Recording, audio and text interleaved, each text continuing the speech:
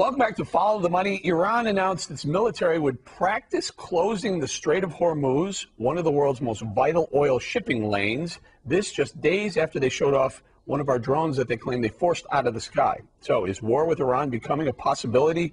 Joining me now, Robert Spencer of Jihad Watch. Mr. Spencer, thank you so much. I want to get to the drone in just a minute, but please talk to our viewers about how important the Strait of Hormuz is, and then why in the world would anyone let them do military procedures, practices in that very important shipping lane? Well, yes, Eric, as you say, it's crucially important for the oil shipping industry. And so it could completely strangulate the American economy were it closed for any indefinite period. And closing it would essentially be an act of war. That would be why the Iranians would close it.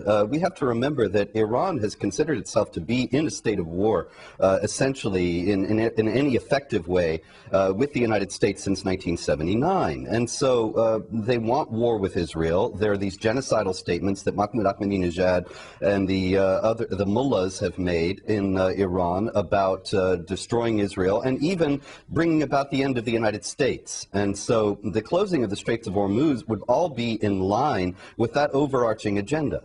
Okay, and again, they did try to, actually they closed it briefly, if I'm not mistaken, in the late 70s when they put some mines in the water there, but then it was swept and we got it clear. But so they're not afraid of actually pulling this off, are they?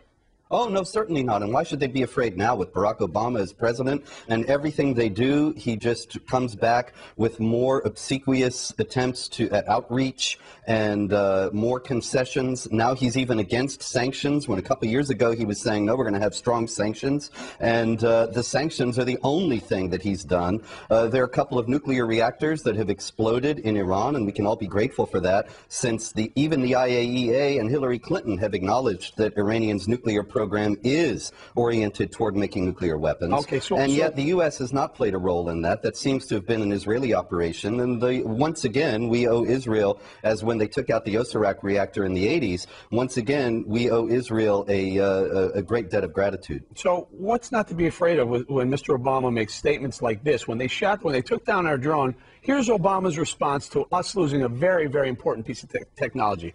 Take a listen. We have asked for it back. We'll see how the Iranians respond.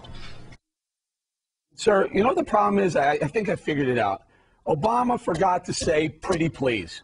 Yes, but maybe if he puts together an aid package of a few billion, maybe they'll loosen up. But meanwhile, it appears that the Russians have given technology to Iran to be able to track and to shoot down these drones. Now they have the drone. If they do give it back, it will only be after they have copied all the technology in it and they know how it works, so they can replicate it. And so Obama, he asks for it back. I mean, even Jimmy Carter tried to mount a raid to get the hostages out. Sure, and we need to point out, it's not just us, throwing fire on an already burning fire. Mitt Romney today on the news channel said he would have gone in and gotten that drone back one way or another, or destroyed it. So it's not out of the realm to say, hey, we could have done more than what we did, other than just let him have the drone and ask for it pretty please. Can we have it back, Mr. Ahmadinejad?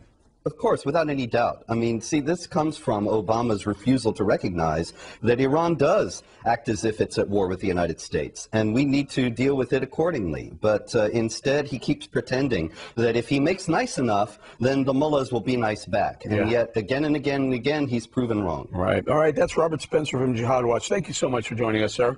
Always a pleasure, Eric. Thank you.